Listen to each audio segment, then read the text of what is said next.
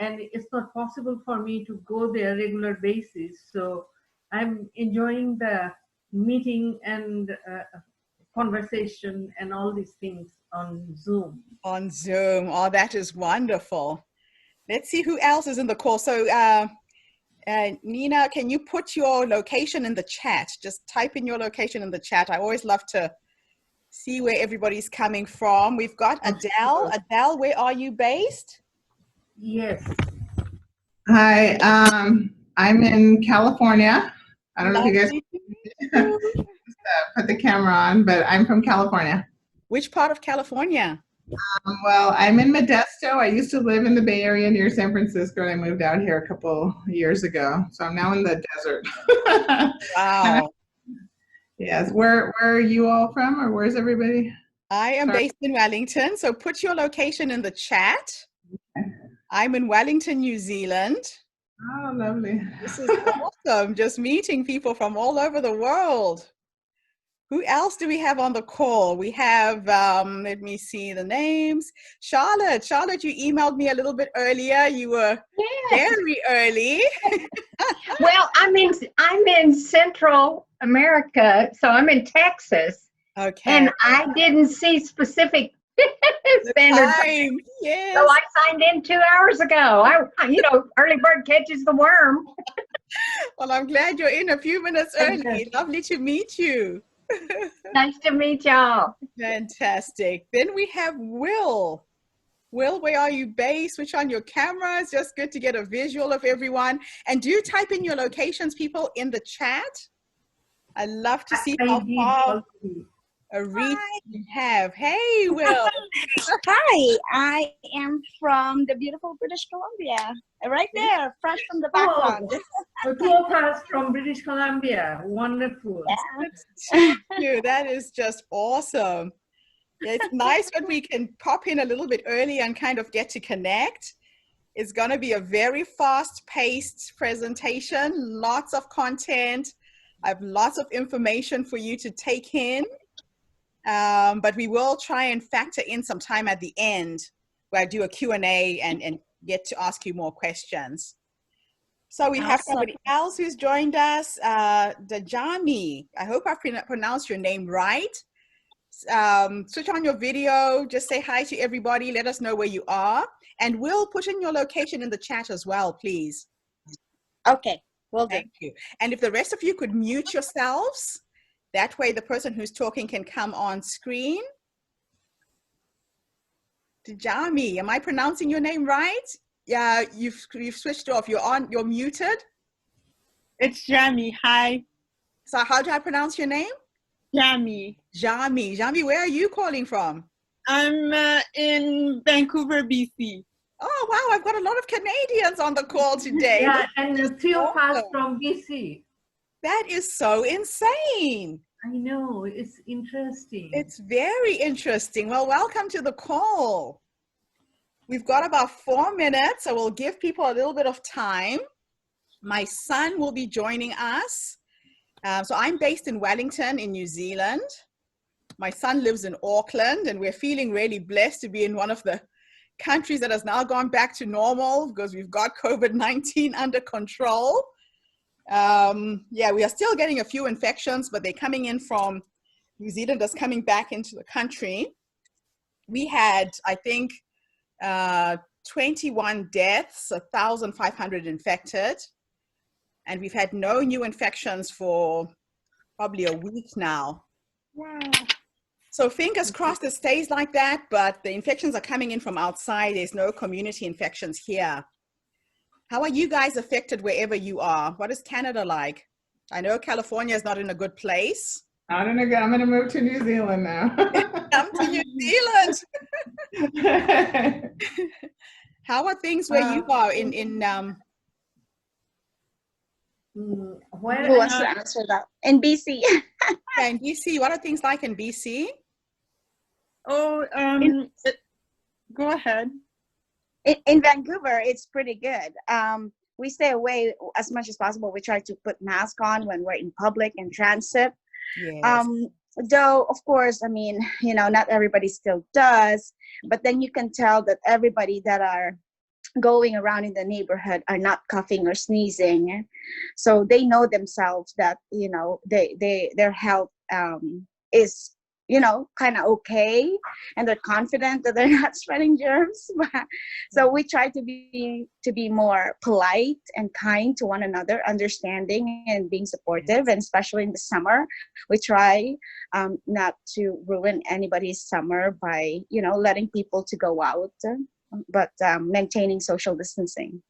That's good. It seemed like it died down by the time it got to BC, so we didn't get the worst of it. We weren't on a full lockdown, Okay. but the numbers seem to have been going back up now, so I don't know. It's an interesting time we're living through. Very, very interesting time. We just have to cross our fingers. The countries that are most impacted will come under control. Yes. And the rest of us can support. Okay, who else do we have? We have Sherry. Sherry, please type in the chat where you're based. Unmute yourself. Come on video for a few minutes so we can all meet you. Hey, you are muted at the moment, so unmute. Hi, I'm just grabbing my earbuds. So, Okay. hi, my name's Cherie. I'm from Vancouver. It's nice to meet you. Lovely to meet you, Cherie. Welcome to the call. Thank you. Type in your location once you're settled. I just love to keep track of where everybody came from. Sati, you haven't introduced yourself. Oh, yeah, I'm Sati, and I'm out of Canada. You're based in Canada. Yeah, on the West Coast. Yes, looking forward to this. Lots of Canadians. I think the time works for us. The time is perfect for that part of the world. It's a beautiful sunny day today. Awesome. Yeah, it's sunny here too for a change. We're in the middle of winter. The sun is shining. Okay. All right. So one more person who's joined us. Simba, do you want to come on video, say hi to everybody? So this is my son. He's based in Auckland. Hi, everyone. Hi. So Simba's going to help me moderate the call, keep me on track time-wise. So set your alarm for an hour from now so I can start to wind down. Sure. And I'm going to ask everybody to mute yourself so I don't get this background noise. And it is exactly on the hour, 6 p.m. Pacific. We'll get started. If anybody else joins us, they can always watch the replay. So I'm recording this and I'll email it to all of you. So welcome to this webinar on how to speak on stage, get more gigs, and hopefully get yourself onto a TED Talk.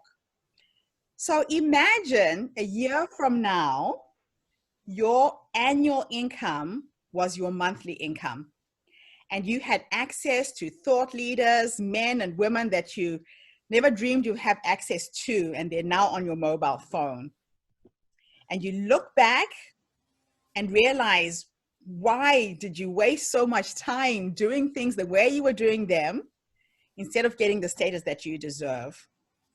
During this webinar, I want to share with you what has been my speaking journey, how in a year I was invited to speak 4 times on TED platforms all over the world, and how there is an opportunity right now for speakers not only to generate an income online, but offline when things go back to normal.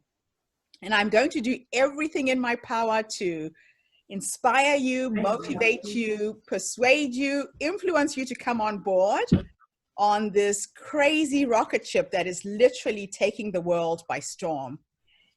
A lot of it has to do with the situation we're currently in now. And I'll share with you some of the blessings that COVID-19 is actually giving us, which you may or may not have already realized are there. So first of all, I want to thank you for showing up, for being here today, and being a source of inspiration to yourselves, because everybody had a choice to attend this webinar. I had a fantastic response, but always when push comes to shove, the people who show up are the right ones who have shown up, and it's really fascinating for me to watch. So I need you guys to participate by typing in the chat when I ask some questions. ask me questions as we go. So if something comes up and something doesn't quite make sense, just put it in the chat. Don't wait until the end, otherwise you'll forget. And even little comments, if something really resonates or hits home, share that with me as well. I'll also encourage you to take notes. I am in the middle of Zoom meeting. I'll call back. Okay, so I'm going to mute you, Nima, because you are not muted.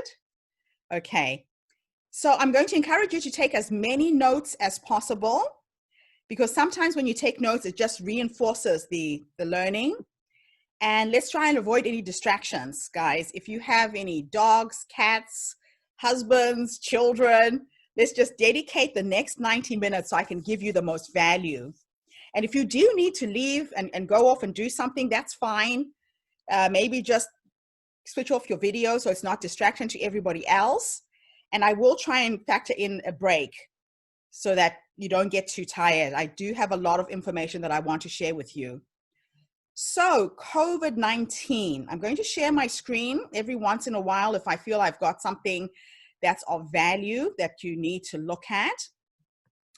COVID-19 is a gift that a lot of people will either miss or see as a gift.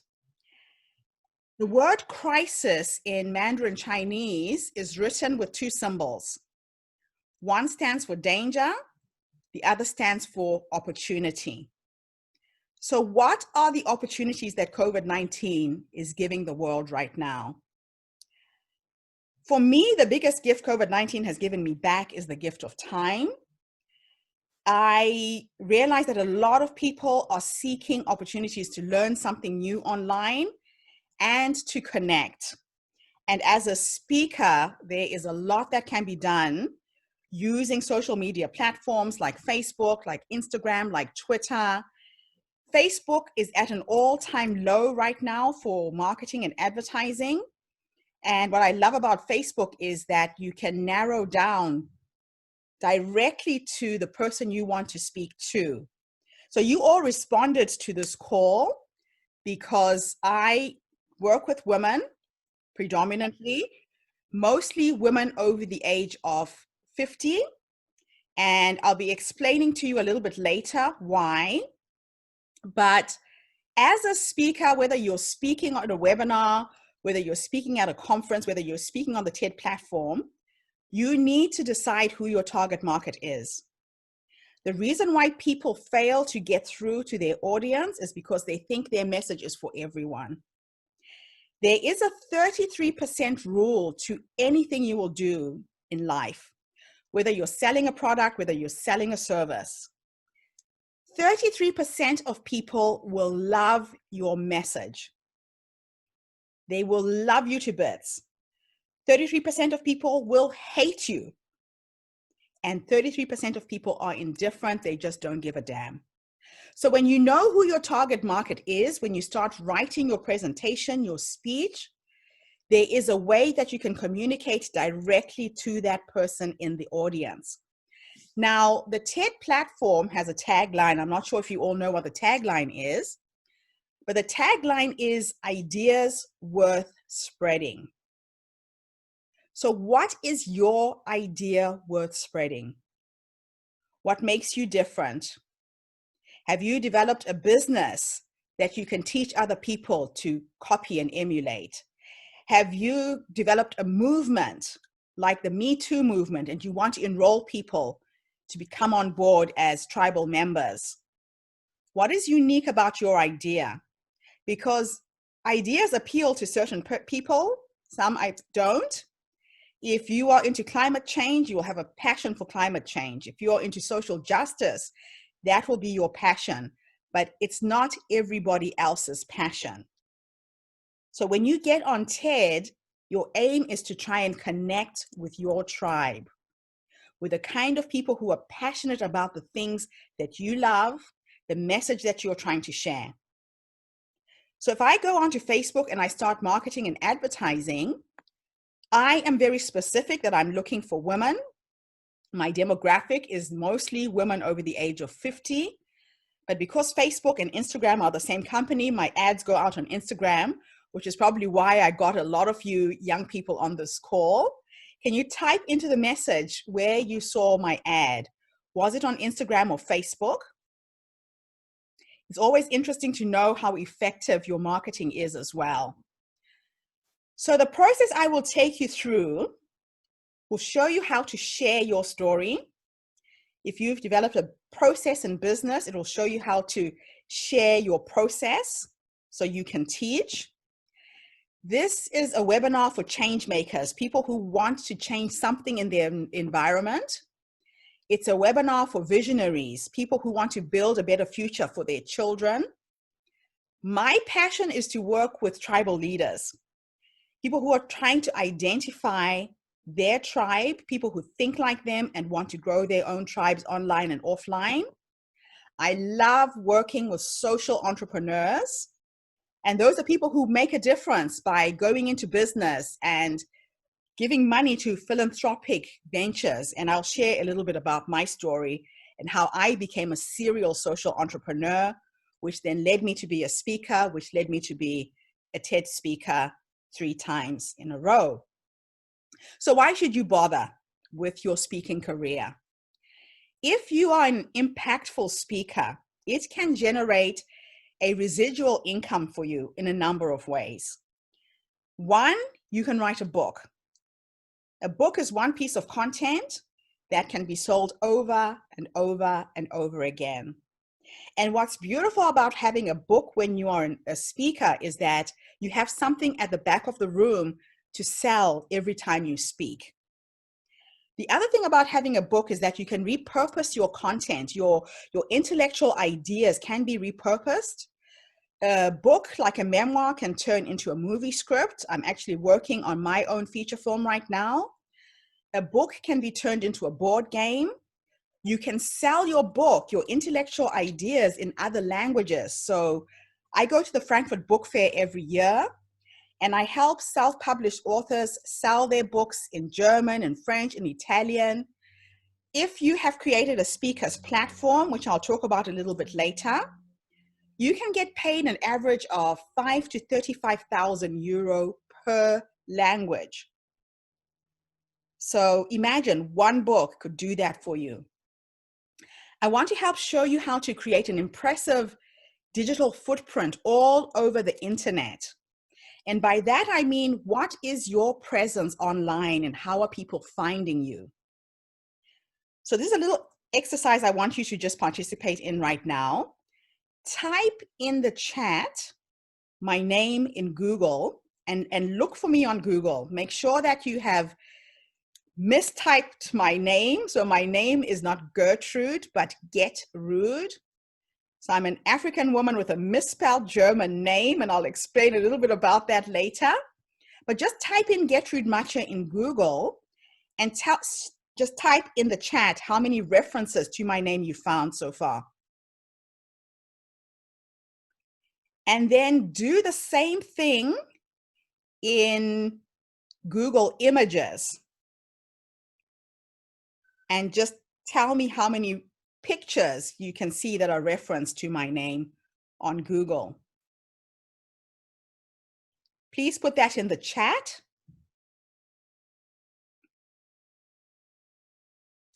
And Melissa, yes, there will be a replay. Sorry, your internet is not working really well. There will be a replay, so don't worry, I will send you the link so you can watch the replay online. Melissa, where are you based? Put your location in the chat. So just type in Google how many references you found of Getrude Matshe on Google and in Google Images. Now, it's not by accident.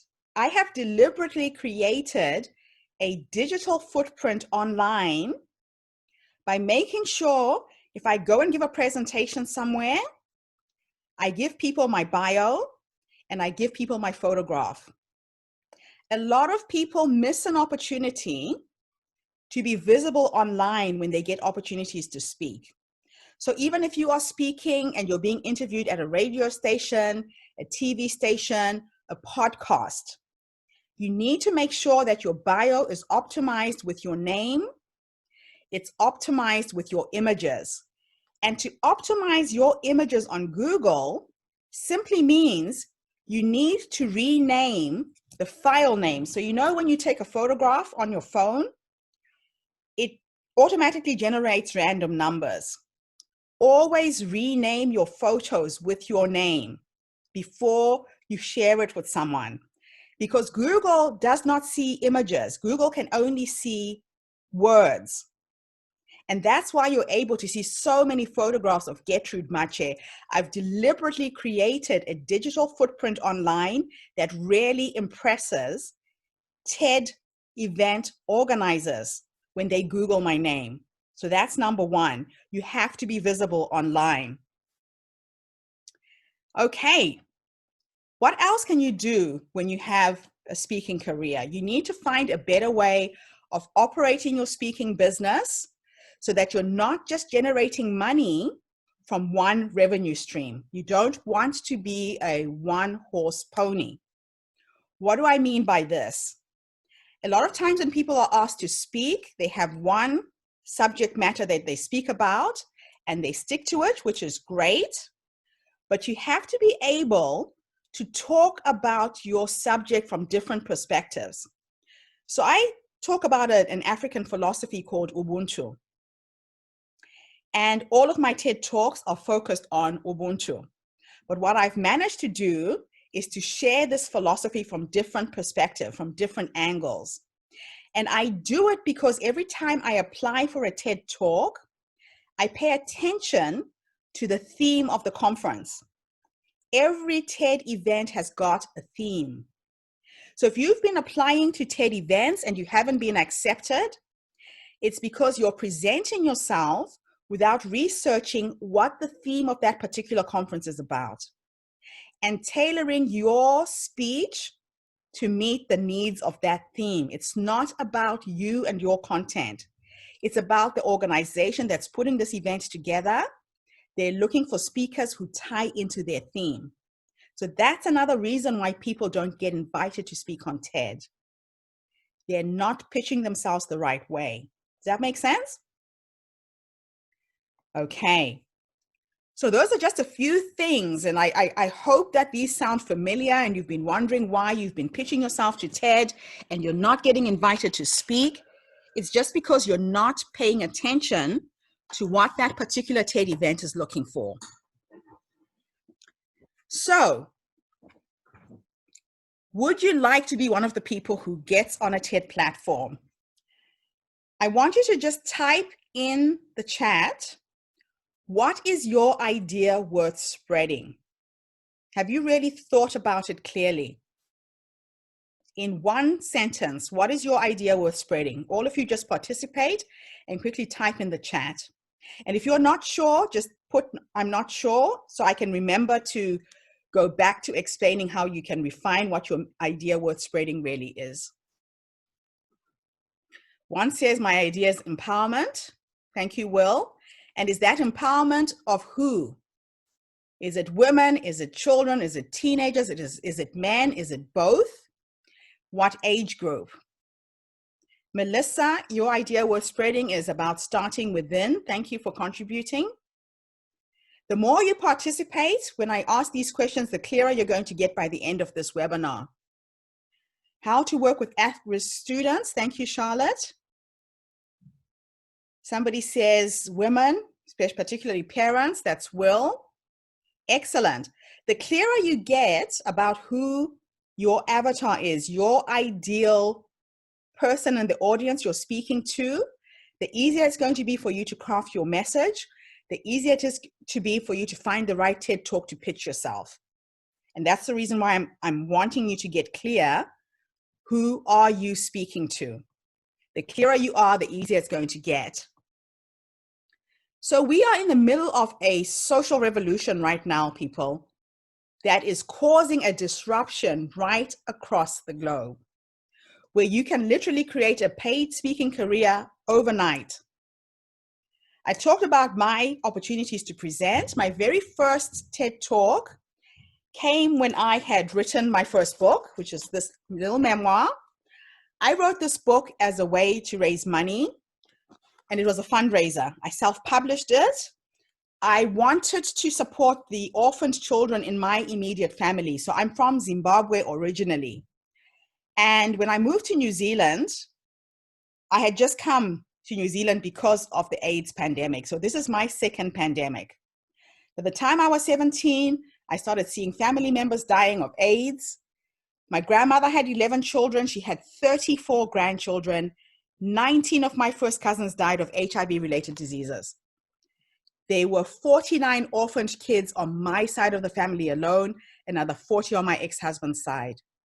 So when we moved to New Zealand, my mission was to write a book so I could make money to give away and support family members back home in Zimbabwe. And this book took on a life of its own. I started looking for speaking opportunities in social networking groups like Rotary clubs, Lions clubs, Probus. There's all kinds of groups that meet in physical spaces all over the world. If you go onto rotaryinternational.org right now and put in your zip code and look for clubs, you will find 5 to 10 clubs in your vicinity this very moment. They look for speakers and they meet either in the morning, in the afternoon, or the evening every single week. They need 4 speakers a month. That is the easiest place for you to launch your speaking career, to get the practice that gives you confidence to get up on stage. I would do 4 presentations every single month, and my mission was to sell 100 copies of my book. The book sells for $35. It prints for $3.80, and I would make $3,500 every single month for the first 5 years when this book came out, that I sent to Africa to support my family members. It helped me create a foundation that sponsored 350 children, and it just started growing and growing, and it grew from there. So why am I telling you this? You only get perfect in speaking if you speak. You have to find the opportunities to practice, to gain confidence, to overcome the fear of standing in front of people. And these social networking groups are fantastic for that. They're also good because they have people who are elderly, who have the time, they have the money to read books. Not many people are reading physical books anymore. But if you go to a Rotary club, I can guarantee you can sell 10, 20 copies at every single presentation you give. And if your book is tied to a cause, you get a lot more support, because Rotarians support people who are trying to make a difference in the world in some way. So that's how I started. And then the magic happened. These people started spreading my name to event planners. I started getting contacted by people running conferences and all kinds of events. And I started earning money as a speaker. And I'll share a little bit about how I worked out my value and my price point throughout my speaking career. It happened by accident. I didn't know how much I was worth. So my first TED Talk came about because the city of Wellington was launching its first TED event about 15 years ago. And I happened to meet the mayor of Wellington, who heard me read a poem from the opening of my book. She ended up becoming a personal friend, and she nominated me. So when you put in your TED application, you're nominating yourself. And what you need to do is get other people to nominate you as well. So your family, your friends, if you have a group on Facebook, ask other people to go onto the website where you have applied and ask them to nominate you. So that brings more attention to the TED organizers, that there's people out there who know about you, who rave about you, who think you're worthwhile, them considering as a TED speaker on their platform. So the nomination process is very, very pivotal for you to get on stage. So what I want to do is to take you through the application process. There's a lot of questions that are asked, but before I do that, please give me a ranking of yourself, where you think you are. Are you ready to be a TED speaker? On a scale of 1 to 10, just type in the chat how you're ranking yourself. And also let me know if you answered the questions that I asked. I asked you to ask me questions. Did any of you present me with questions for this webinar? Just say yes or no. So for the new people who've joined us, please participate. The more you participate, the more I get to know you, the more I get to incorporate what you are typing in the chat in this webinar. So my webinars are never static. I like to tailor them to the needs of the people who are in the room. And just say yes or no if you contributed or not. The reason why I asked you to ask me questions before this webinar is twofold. If you are watching a game of soccer, who sees most of the game, the players or the spectators? Just type in the chat your answer, players or spectators?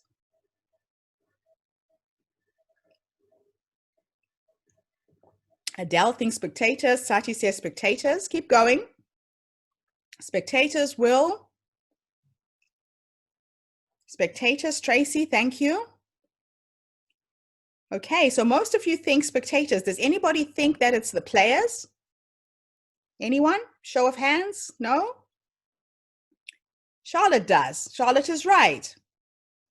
So if life is like a game of soccer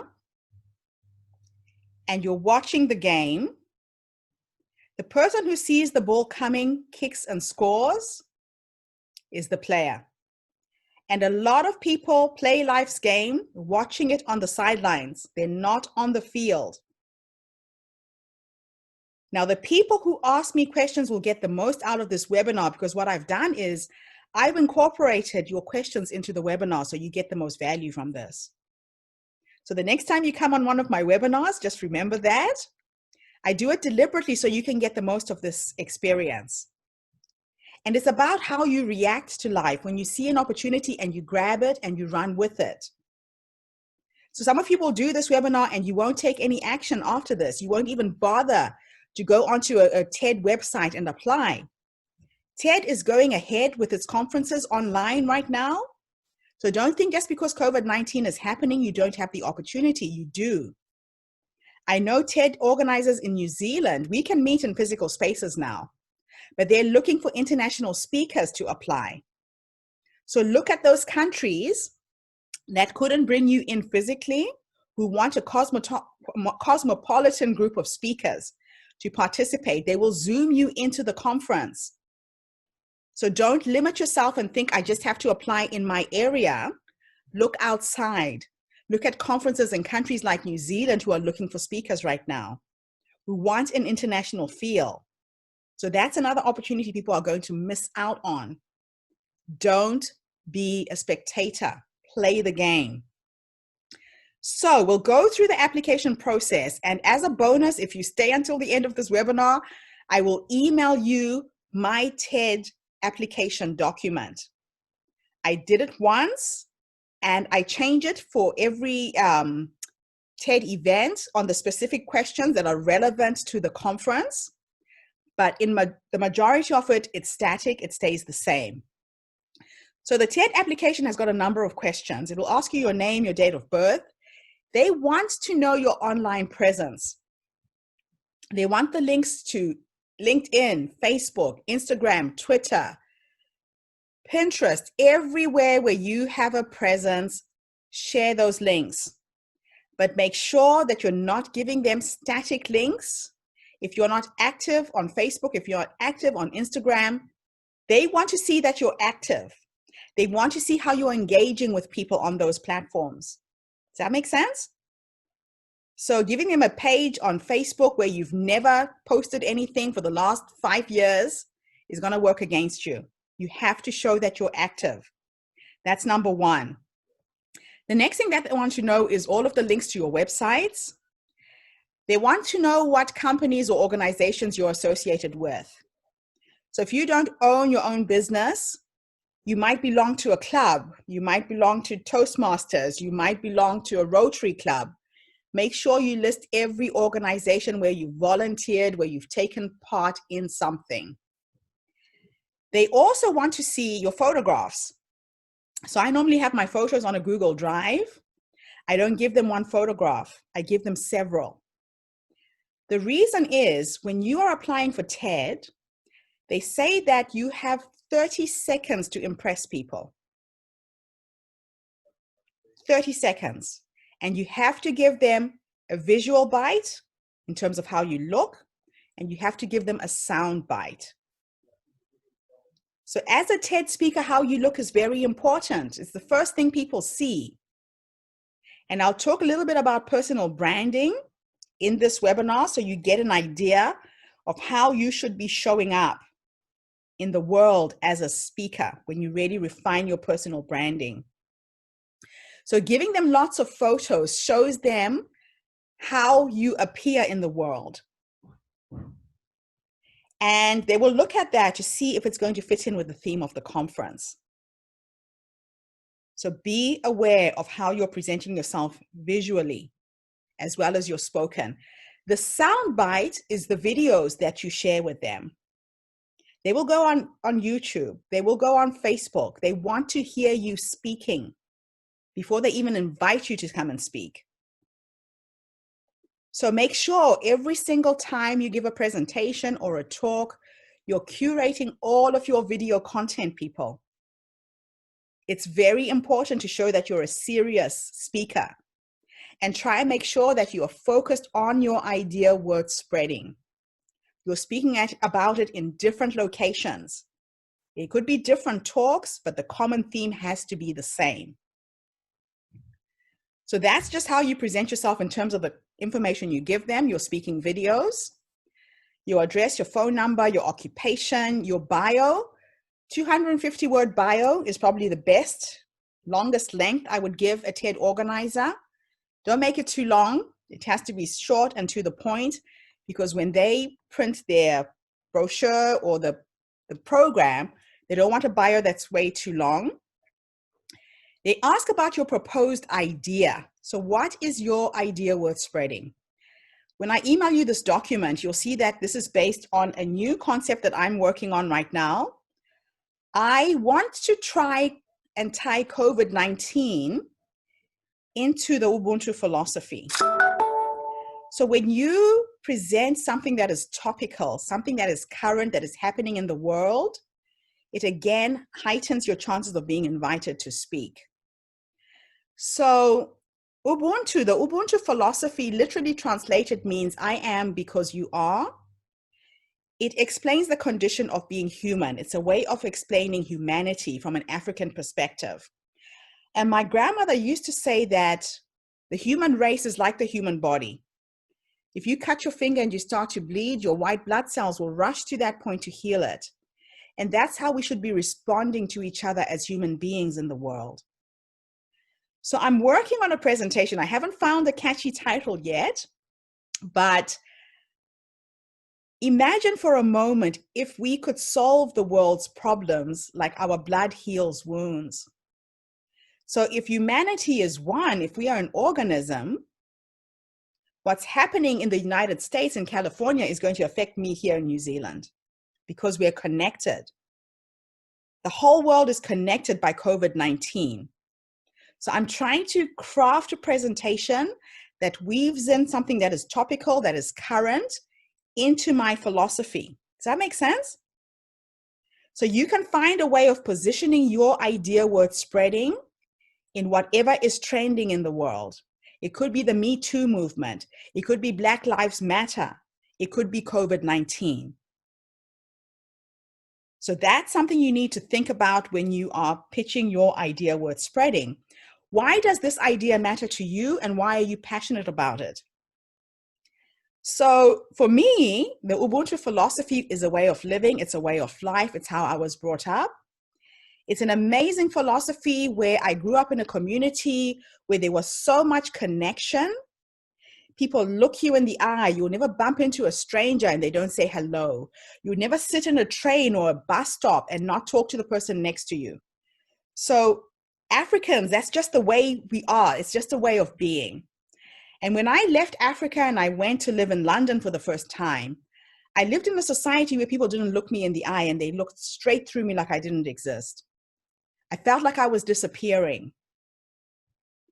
So if I could bring to the world this beautiful, beautiful, magical way of connecting with people in the West as a way of living, I think my reason for incarnating as an African woman living outside of Africa is done.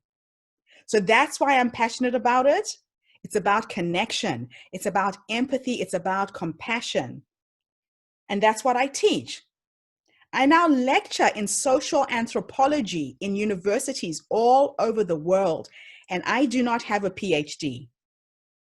I just shared an African philosophy that nobody has written about. There's very few books about it. I just did a lecture a couple of weeks ago with a university in Slovakia who found me through my YouTube videos. And they paid me 5,000 euro to do a 1-hour lecture sitting on my couch here in New Zealand. How cool is that?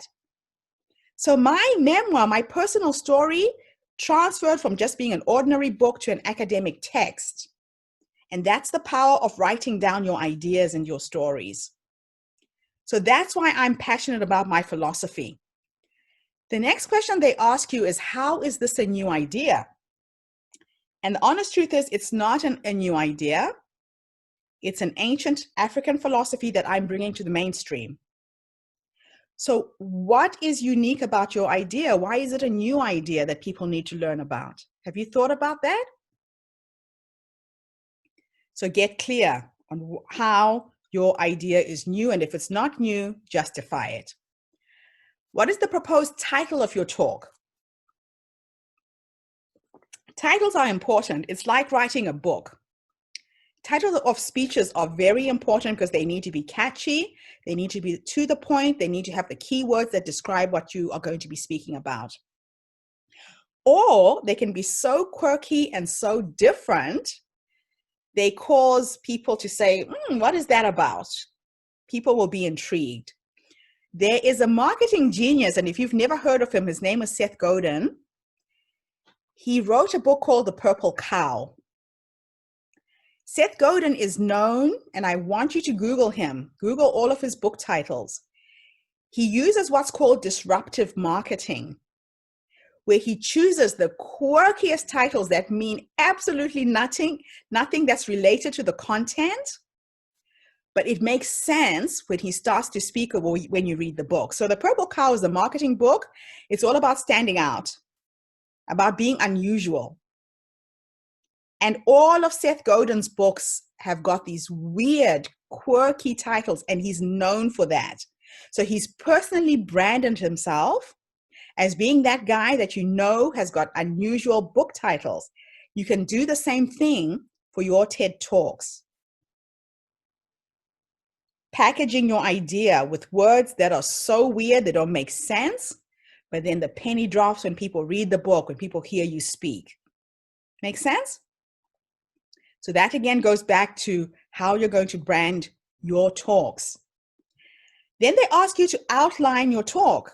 Your talk should have a beginning, a middle, and an end. They want to know, what are you going to say in the beginning? What are you going to say in the middle? What will you say at the end? I'm going to share my screen again and just show you how to craft the arch of any story. Any speech you're ever going to give needs to look something like this. Share screen. So every story has 3 parts to it. It has an act 1, an act 2, and an act 3. In the beginning is your setup.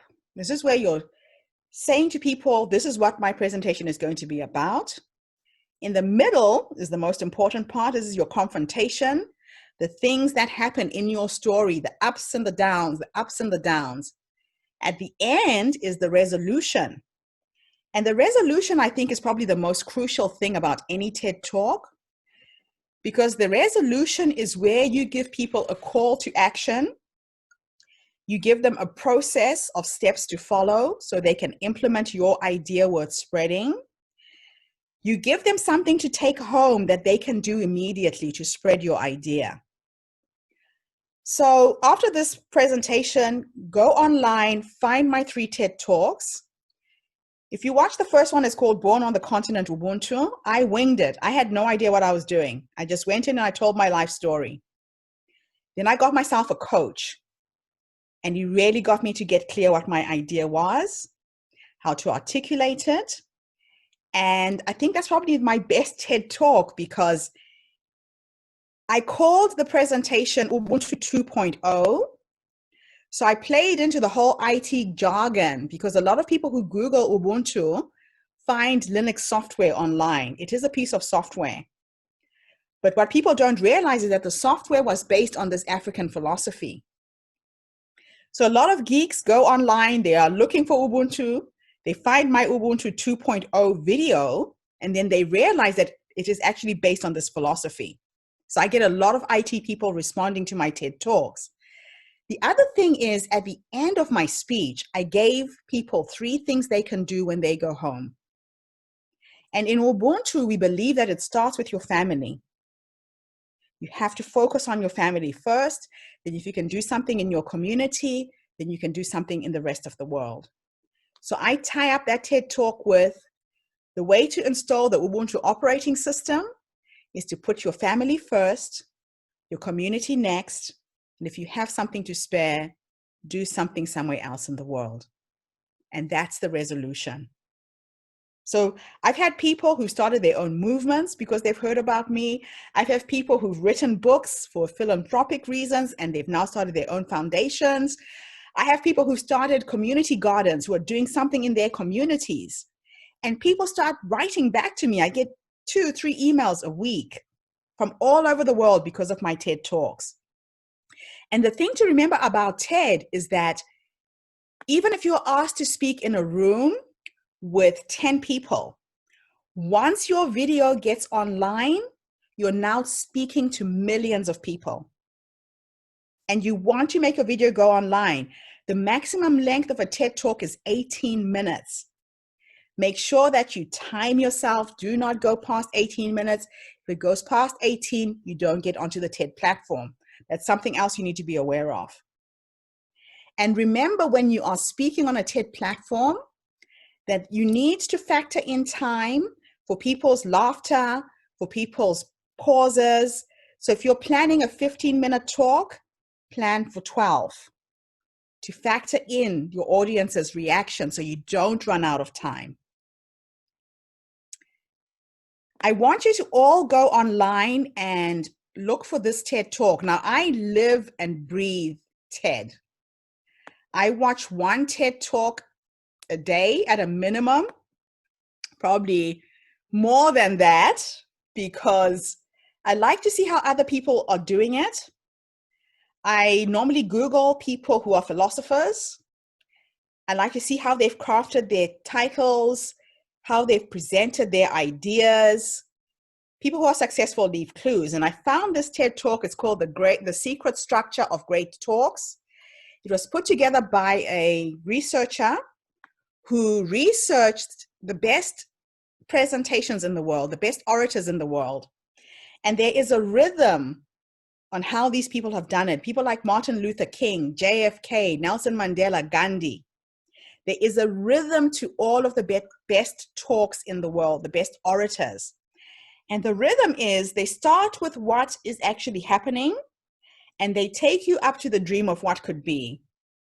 And they make you feel what the future could look like, and they bring you down to reality, and they talk about reality, and they take you back up to the dream. So if you listen to Martin Luther King's presentation, the I Have a Dream speech, it's probably the best one, because he talks about what was happening in America in the 60s, the current reality. And then he shares, I have a dream, and he shares what could happen in the future, how his children could live in a free society. And then he brings you back to the current situation. So there is a rhythm, and that rhythm is really important, because they say that with TED, you have to make people feel something. You have to either make them laugh, you have to make them cry. Do not be afraid to use your vulnerability when you're on a TED platform. And in fact, any platform. a lot of people don't know how to show emotion.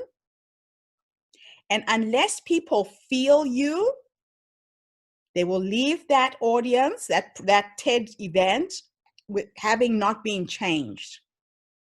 So people who have ideas worth spreading, plant an idea in people's minds, and people come out of that presentation completely transformed. And that's what you're aiming for. And that's what makes you a good TED speaker. So how are you going to do that with your speech?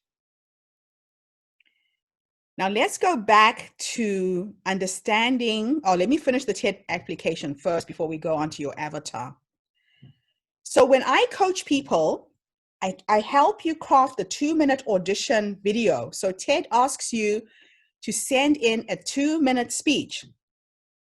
They realize that if you can't say it in 2 minutes, you can't say it in 5, you can't say it in 10, you can't say it in 15 or 18 minutes. So how can you synthesize your idea worth spreading into a 2-minute audition video that you pitch to TED organizers? Very important. And you do it exactly the same way. You start off with a beginning, a middle, and an end.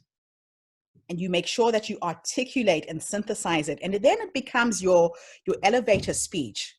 So that if somebody bumps into you and you say you're a speaker and they ask what you speak about, you can say it in 2 minutes.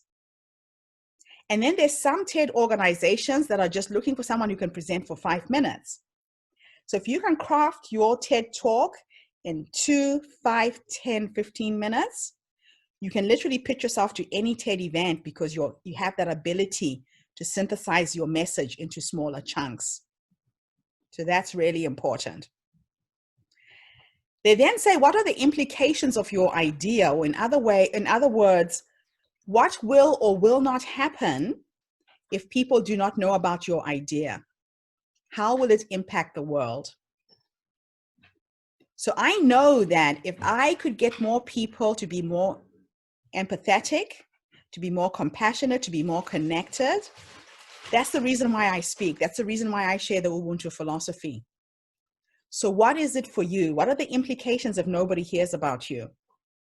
You know, the little girl, Greta, the climate change young lady, I would say that her whole thing is around climate change. If people don't come on board in terms of climate change, the world is in trouble right now.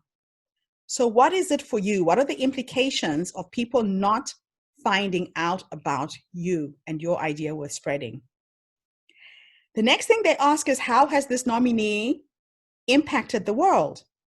And by that, they're trying to figure out what are the things you've done in your life that are worth anything. So I list all of the organizations I've worked for and the positions I've had. The fact that I'm a script writer, I'm a poet, I'm an author, I blog for the Huffington Post, I blog for CNN iReport, I used to be an actress, I launched my own clothing brand. Every single thing I've ever done in my life, I share it in that section. I also share that I'm a mother of 3 amazing human beings, my children, and I list their names, I list their ages, I list all of the books I've ever written, organizations I've formed. So why are you the right person to speak on this topic? So my answer to this question is that the Ubuntu philosophy is an African philosophy, and just based on the fact that I'm African makes me an authority to share it because I've lived it, I've embodied it, I understand the philosophy. So what is that for you? They then ask you for your areas of importance, your hometown, your family location, frequently travel spots, your college city. They also ask, what is a fun fact about you? Have you ever really thought about this? Can you type in the chat one fun fact about you? My fun fact is that I'm an African woman with a misspelled German name. The name Getrude should be spelled Gertrude. I was named after my grandmother. It's a conversation starter. It's quirky. It's weird. So what is it for you? Just type in the chat one fun fact about you. And I'm doing this to really get you thinking about yourselves and how you can present yourselves in future. One fun fact, please share. The next thing on the application is, what is your favorite TED Talk and why? So remember what I said, that I live and breathe TED? I live and breathe TED. I watch one TED event a day at a minimum, 2 at the most, sometimes 4 or 5, depending on what I'm working on. My best TED Talk is called How to Start a Movement by Dennis Shivers. And I love it because I implemented what he said and I started my own movement. It's called the Her Story Women's Global Empowerment Conference. And I now have my own platform where I bring 100 speakers to share their stories, all women from all over the globe. I launched it in July last year. I have impacted over 10,000 women in less than a year. I've had the conference in Las Vegas, in Sydney, in Wellington, in Norway, in Oslo, in London, in New York, in Brisbane, in Melbourne, in New Zealand, in Auckland, and Hamilton. 10 events in less than a year. So I did it because I watched this TED Talk and it showed me how I could create my own tribe. So what is the best TED Talk you've ever watched and why do you like it? So start researching. And then they ask for your speaking career, the different events where you've spoken. It doesn't matter how small the event was, share where you have spoken. They also ask, what do you hope to learn out of the TED speaking experience? Or why is the TED Talk platform the right one for you to share your idea? I want to learn from other people like me, change makers, because I believe TED is a platform for change makers. And I also said in my application that it's the right platform for me because I have my own ideas that I feel are worth spreading. And it's the best place for me to try and meet my tribe. So really think about that for yourself. So I will be sharing with you my TED application document. And I ask you to use that to model from it and to see where you can go from there. So now let me share with you a little bit about who I am before we go into the different things that apply to TED in terms of your speaking career. So I mentioned earlier that I'm from Zimbabwe. I am based here in Wellington, New Zealand. And I came here 20 years ago, started a number of businesses. I'm a serial social entrepreneur, went into business so I could look after my kids and work from home. I'm a textile artist. I hand paint fabric. I started a recruiting agency for health workers. I got involved in the making of Avatar and King Kong and created a casting agency for people of color for film and advertising. I have a clothing line, so I'm a fashion designer. I'm a 3-time TED speaker. And like I said, I've now created my own platform where I take people all over the world to speak and find their voices, and I coach.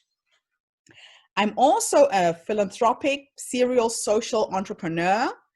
I have projects all over Africa focused around empowering children whose parents have died of AIDS, but also getting women out of poverty. So I set up women's cooperatives all over the world.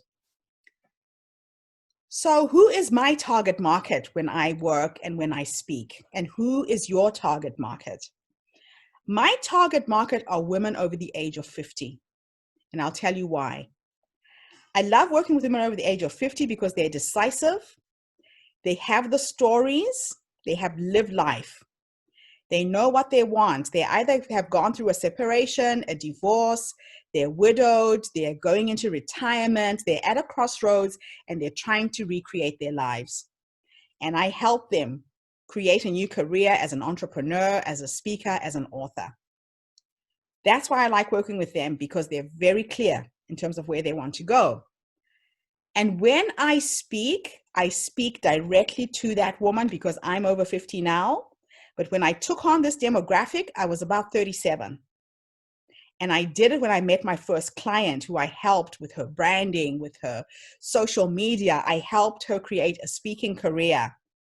And now I want you to start thinking about you and who you are as a brand and how that brand is going to show up for TED and for you as a speaker going forwards. So type in the chat 3 words that best describe you. So remember, you are no longer you when you're a speaker. You are now a brand. You are a Coca-Cola, you are an Instagram, you are a Twitter, you are a brand. You're not just an ordinary person going on stage and speaking.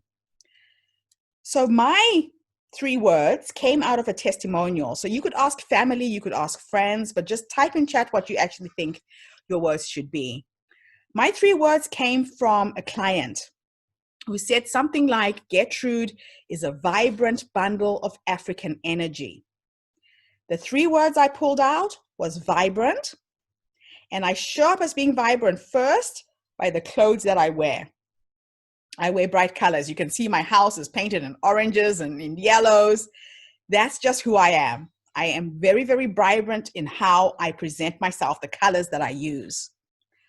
The second word I pulled out was African.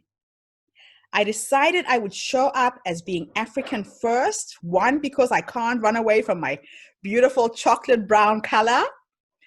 2, because I didn't want to be mistaken as being African American or Caribbean or someone of African descent. And I show that part of my branding by wearing my traditional African clothes. So I show up as being African first. The energy part of my brand is the 3rd word that I chose, is reflected in the fonts that I've used to write my name in my marketing material. So something as simple as a font can say a lot about a person. The fonts you use for your book covers, for your website, if you're a conservative person, you'd use a conservative font. I'm a very creative person. I'm a very out of the box kind of person. So my fonts are very wacky. They're very creative. So what 3 words best describe you? Ask other people if you're not sure, and they will help you. I like what's coming up already. That's awesome. And Adele, you said you're Latina. Again, if you're someone who has another language, use that point of difference. So imagine I'm living in New Zealand. There's like a handful of African authors, of African speakers. I stand out because of my branding. When there's an event and they're looking for women of color, guess who gets those invitations first? It's me. So being part of my culture and proud of my culture has actually helped me in my career. The next thing you need to think about are your color schemes. You have to find a palette of 6 colors that can go with your branding. I would go on Pinterest and type in Pinterest color palettes.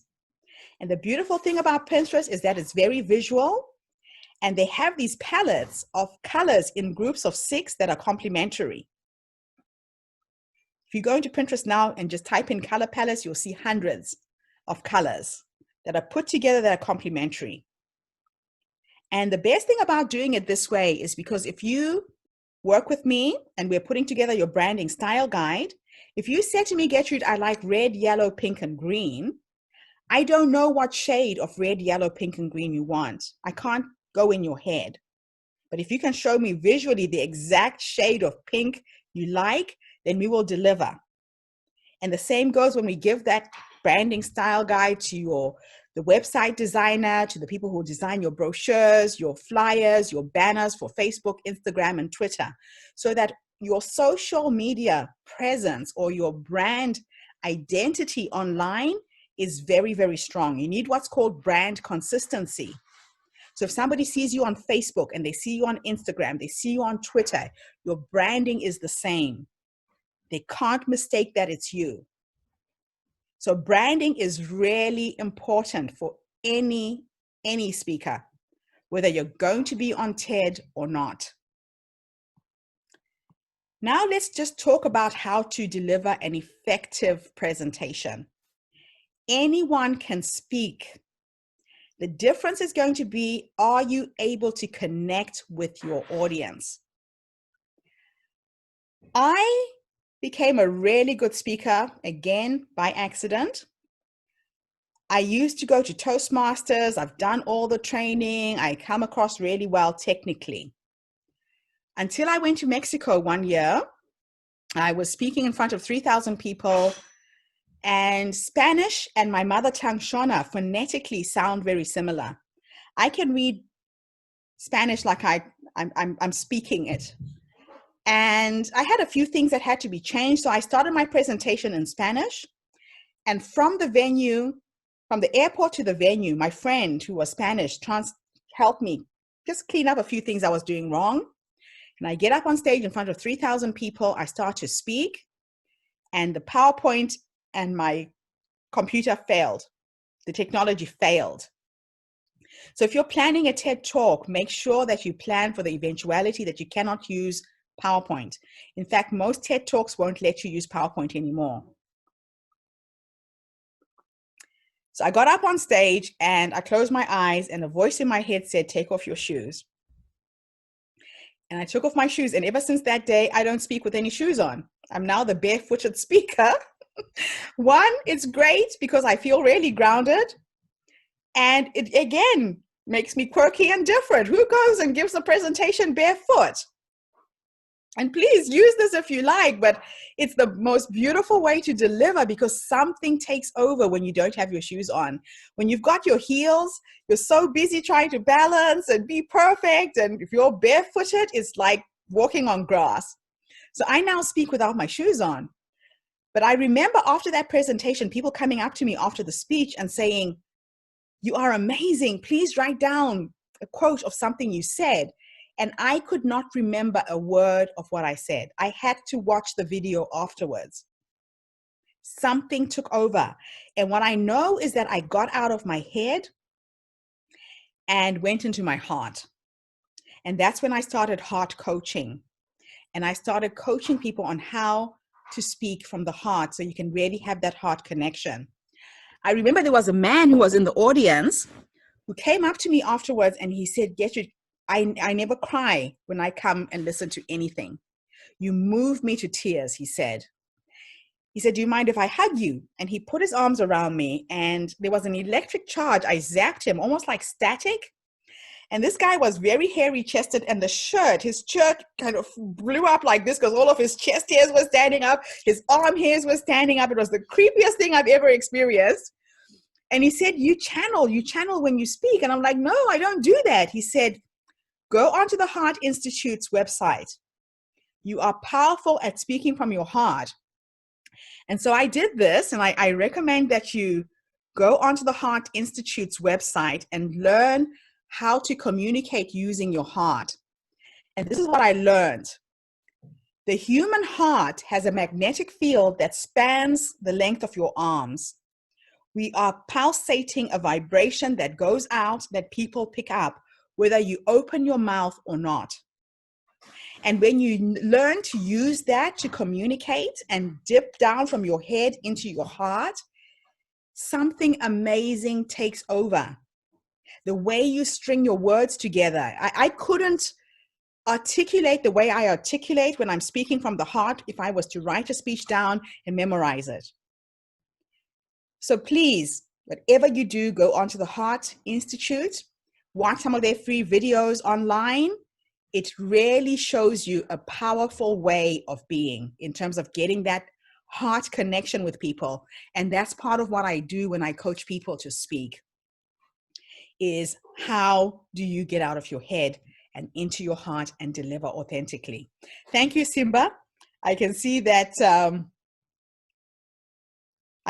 my time is up. So my hour is up and I'm going to start winding down so that we can have a bit of dialogue towards the end.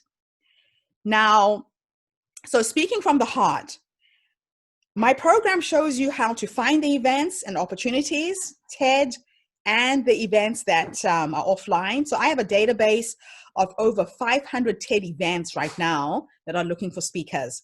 I help you pitch yourself as a speaker. We work on your video, the audition video, the 2-minute one. We work on a 5-minute, 10-minute, 15. I help you show how to get credibility on and offline, how to advertise online, similar to what I've done to get you guys to come onto this webinar, and how to create your own events online as well. How to identify your tribe. If you have a vision to start a movement through your TED Talk, how do you corral all those people so they can follow a movement that you've started? and share the vision of what's possible. And how to impress TED event planners. That's what I do best.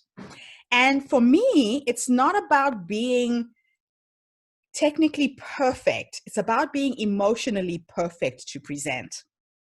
And that's the thing that most people don't know how to do. And when I coach people, it's tailored for your needs. We really decide what do you want to do about your speaking career? How much do you want to earn in the first financial year? It has been tried. It has been tested. I have clients who've gone through my program who you can connect with and really get a feel in terms of what they've done for themselves as well. So I'm going to share one of my clients with you. She was a woman over the age of 50 that I met in Australia. And her name is Tuva Vine. She's based in Australia. And Tuva came to me after she had gone through a separation. She had gone through a divorce. And she sold everything she owned, packed up her bag, and decided to go and teach English in China. And when I heard her story, I could see 3 books in everything that she was talking about. She ended up asking me to ghostwrite 3 of her books. And this is what we produced from Tuva Vine. Because she was based in China, she centered all of her branding around a Chinese theme. The logo we designed for her is her name written in Mandarin Chinese. She used very Chinese colors, so her whole color palette is Chinese. So those are her 6 branding colors. She found 6 branding patterns that we use for her marketing, and these are her fonts. So this document is what's called a branding style guide. And out of this, I realized that she was my ideal client. She was decisive. She knew what she wanted. She wanted help with everything from her website to social media marketing. And we got all 3 books done in 90 days. So this is how she branded her series of books. She used acronyms like TIC. And this is something you can do with your presentation talks and speeches. And TIC stands for This is China. So when you go to China, you know how there's always a culture shock and things go wrong? If you come to Africa, we say this is Africa. In China, they say this is China.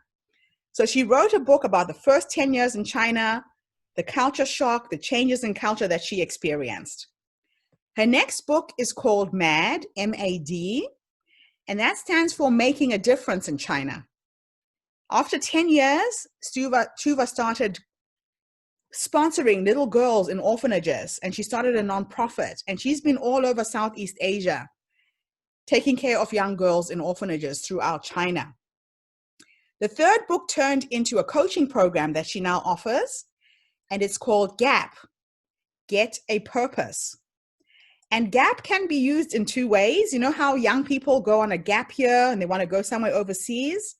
Or it could be an older person like her who is changing her life, wants to go and teach English as a foreign language in another country. So she coaches and teaches people how to do that. And those were the 3 books that we developed for Tuva. But I'm going to show you a little trailer before I stop talking. And this is a trailer that Tuva shared. We put this together for her marketing and promoting, and I will stop at certain points and highlight a few things.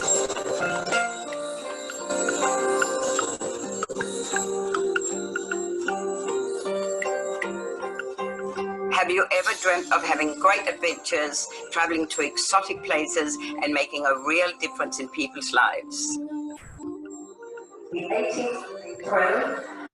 So the first thing you will see about Tuva is the way she's dressed. So I told you the Chinese culture is part of her branding. All of her jackets when she speaks are made out of Chinese fabrics. They look very Western, but she's got these really interesting designs in terms of her jackets, and that's part of her branding strategy. In this video, because she's working a lot in China, she uses subtitles on her video. So you all need to have what's called a show reel, where you're showing yourself speaking on screen and showing yourself speaking, giving a presentation. So she's used subtitles so that people who don't speak English can read what she's saying and invite her to come and speak. Having a coffee with a friend. at Aroma's coffee shop in the Queensland Mall. And I was sharing with her my interest in life. In fact, I was complaining. And she listened patiently. And then she said 9 words that would change my life forever. She said, why don't you go to China to teach English? And 4 months later, I was in China teaching English. Now, the other reason why she uses subtitles is because English is not her first language. Tuva actually speaks Dutch, so her English is not very clear. So if English is a foreign language, always make sure that you use subtitles as well if you feel that it's necessary. You can change your life, and it doesn't matter how old you are, but how brave you are. My story started at age 57 when I decided to sell most of my belongings, put on a backpack, and went to China to teach English as a second language. Now, 10 years later, I've had a brilliant life, made a difference to thousands of children. I have made 100 trips around the world. Most of those trips were teaching English as a volunteer in isolated orphanages throughout Asia. My books, TIC, This is China, and MAD, Making a Difference in China, are about my adventures traveling across the East over the past 10 years. I was brave enough to leave behind everything that was familiar and set out on a journey of discovery. I have been to the top of the world, Mount Everest, twice. I have traveled across the roof of the world, and I've touched people's lives in a positive way. I could never have imagined my life would be so rewarding after 60. She's amazing, inspiration, she's a fantastic person. The thing I loved the most was just making a difference.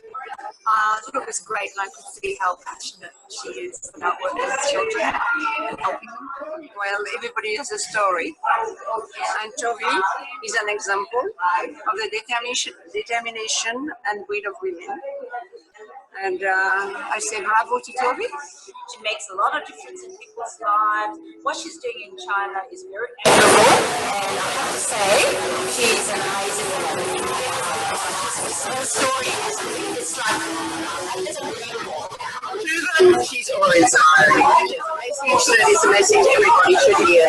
Especially when you reach the middle part of your life, she'll change your life. Thank you. I wanted you to see this video because there's a number of things we did with Tuva. You need to get testimonials. Did you see how at the end, several people were saying something about her?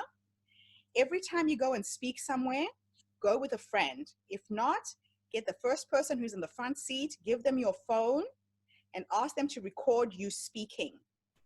If the event organizers are going to film it, they'll probably give you a recording, but it always comes later. But go with a friend, so at the end of your speech, they can be at the back of the room interviewing people and just saying to people, what did you think of Getrude's presentation? What was the one take home you got from the presentation or the talk? Would you recommend her to anyone else? Those testimonials are worth their weight in gold. Have them on your website, have them on your YouTube channel, because event organizers look at what other people are saying about you. So capture video testimonials as much as you can. And then you can put together a show reel like what we did for Tuva, and that can be used for your marketing and promoting as well. So I want to tell you a little bit about my coaching and what I'm offering right now. I coach people in 3 ways. I have a video course that I'm launching on the 1st of August, and it's a video course that takes you throughout the whole process on how to get onto the TED platform from beginning to end. I'm looking for 20 people to work with at $1,000 US, and it's self-paced. You can email me 4 times every single week with questions, and I respond with video emails. At my second level of coaching, it is $2,999 or $3,000, And at that level, you get to write a book and you get the coaching as well. And I coach you in a group with 10 other people. We meet every 2 weeks. Again, you can email me every single week with questions, but you have more contact with me and you're in a community of other people who need coaching. My accelerator package is $5,000.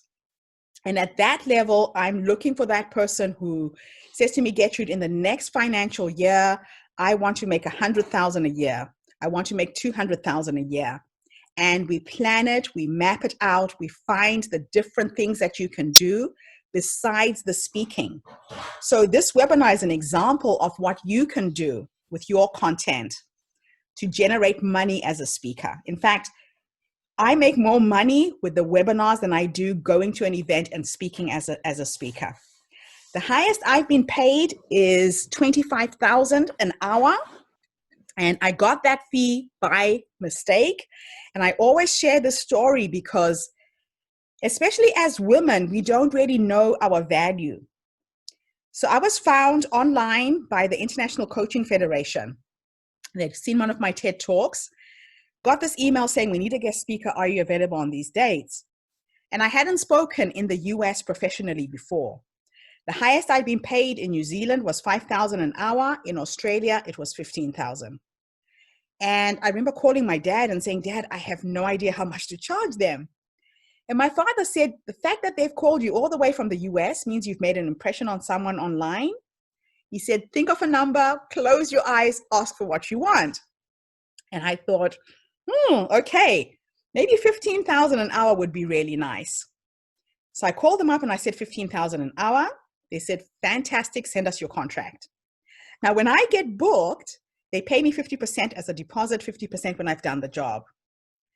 3 days later, there's $15,000 in my bank account. So I thought they'd made a mistake. So I called the organizer. I said, look, I think you've made a mistake. You've paid me in full. And she said, no, we paid you 50%. Now, at the time, the New Zealand dollar and the US dollar was 1 to 2. I meant New Zealand dollars. They paid me in US dollars. I ended up making $30,000 an hour at that event. And I found out too that I left $10,000 on the table. Their budget for a keynote was $25,000 US, and I didn't know this. So what I do now, if people ask me to speak, I do not tell them my fee. I ask them, what is your budget? I can work within your budget. So please, if you take nothing away, don't undervalue yourself. As women, we do that a lot. We don't know what we're worth. And if you're an author and you have a book, there's ways that you can quadruple your sales. Mark Victor Hansen and Jack Canfield are personal friends of mine. I met them when I wrote my first book, and I was trying to learn from the best self-published authors in the world. They wrote Chicken Soup of the Soul. And Mark put a line in my speech that has quadrupled my sales when I'm speaking at an event. And the line is very simple. At the end of my speech, I say, I'm going to be at the back of the room signing books, please buy books. But I say to people, buy one for yourself, buy one for someone you love, buy one for someone who needs inspiring. Mark Victor Hansen said to me, Getrude, people need permission to buy multiple copies of books. If you say buy a book, they'll buy one. But if you suggest they can buy a book for someone else, they'll start to think of Christmas presents, birthday presents. When I sell books, people come and buy 10, 15 copies of my book because they can now think of other people they can buy the book for. One line in your speech can make a difference. I remember this line once. I was speaking at an event in the South Island in a tiny little town. There were 100 people at this event, but it was a Rotary Club event. And I thought they've come all over New Zealand. They are bound to have members from their clubs who didn't come to the conference. And I just said, I suggest you buy a box of my books. You have members from some of your other clubs, and you could on-sell the books to your members. My box of books has 28 copies. It cost $980. I sold 17 boxes of books, another $17,000 in book sales by just changing. So wherever you are, look at the situation, look at the circumstances, and learn how to convert the room. And by that, I mean, if you speak in a room with 100 people, when you come home, calculate how many book sales you have made. My conversion is 70%. If there's 100 people in the room, I know 70% of people will buy my book. And it's because I've developed my speech, I change it up, I put my sales pitch in the speech, so it's selling without selling. By the time I come to the end of a presentation, people just want to take a piece of my life with them. And that's what I coach. So I'm looking for 20 people. If anybody's interested, please put yes in the chat and we'll get in touch with you after this.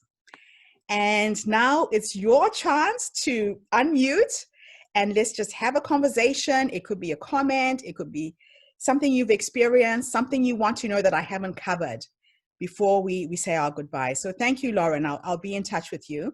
And anybody else, just put yes in the chat and then we will follow up after this. Thank you, Dejan. So if you want to say something, either wave or put up your hand. I know that you can wave in the reactions and just unmute and let's have a conversation before we finish this webinar.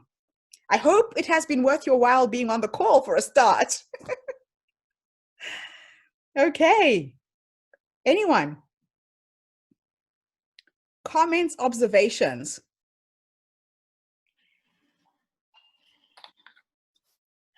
Anybody? Wave so I know who wants to say something. Yes.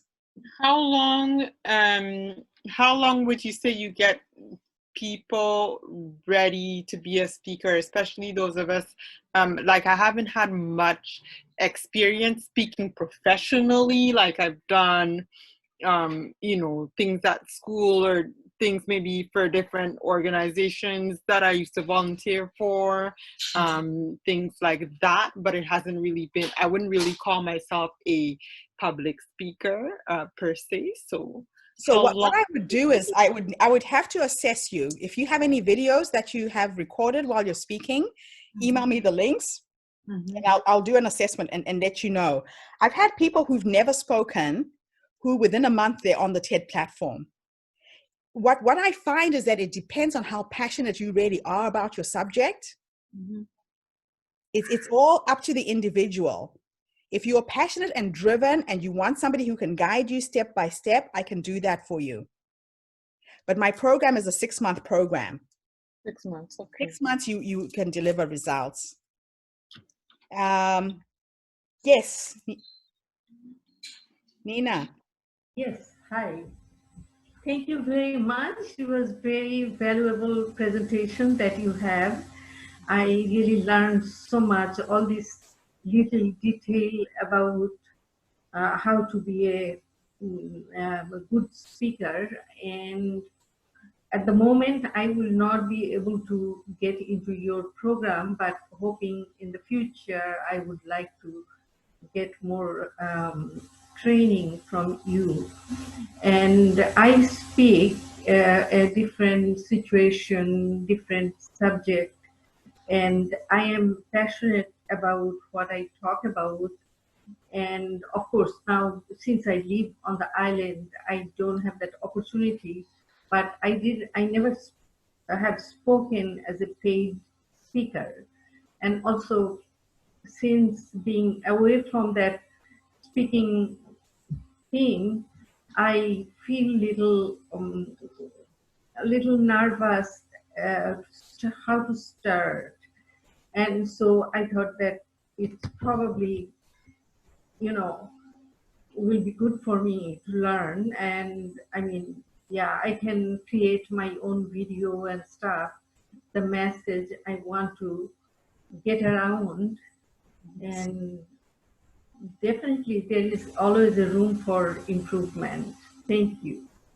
It's an absolute pleasure. And for anybody who's interested and is feeling they can't afford it right now, just say yes, and I'll show you how you can afford it.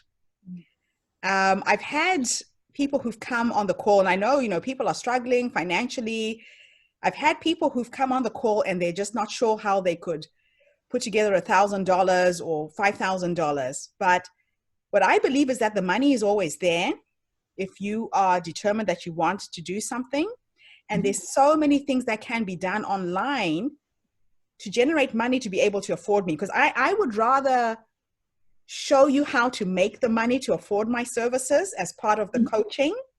Okay, thank you. And you know, I can probably email you, right? Yes, you can. And so let me show you one of the things I did in the last call, where I did have somebody who was saying something similar. When I started coaching, I wasn't sure what I wanted to teach. So you know how I asked you to ask me questions? Mm-hmm. You can do the same. What that does is you are going to market. You're going to the people you want to help, and you're saying, I want to run a workshop on how to do a TED Talk and how to speak in public. What questions come up for you? Now, I know my subject matter really well, and you know what you know really well, but you don't know what your audience needs to know. So you're going to market first, you get them to ask you questions, and then you base your course or your workshop based on the questions they ask. So when I launched my online coaching, I would promote to 10 people and say, I'm going to do an online workshop. It's $99, bring a friend for $1.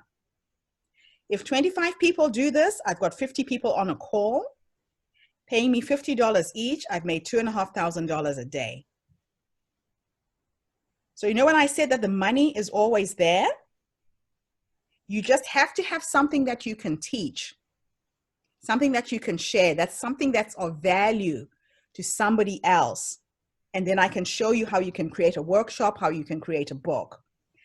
The reason why I like the group coaching is because if I coach 100 people in groups of 10 and they're each paying me $100, I can make $10,000.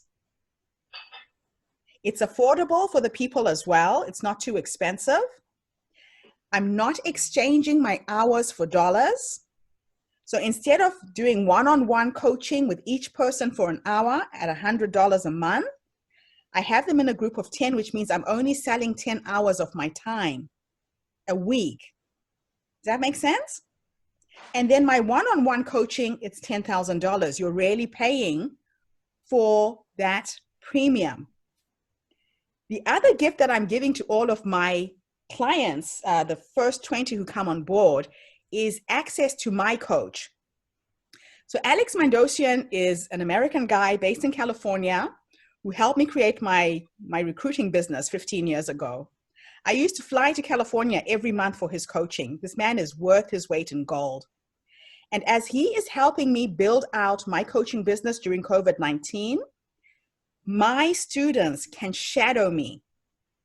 You will get access to all of my video coaching, and he's worth $30,000 for a 6-month program. And so I asked Alex to record a little video to share with you guys, and you can Google him. I'll send you some information about Alex. Fascinating man. He is an online marketing genius. If there is anything you want to learn to do using the internet, this is the guy. Like I say, I have worked with him before. He knows his stuff. He knows how to make you take it to another level. And he always talks about when opportunities show up, are you ready? He's coached people like Jack Canfield, T. Harv Eker. He's got some really big names.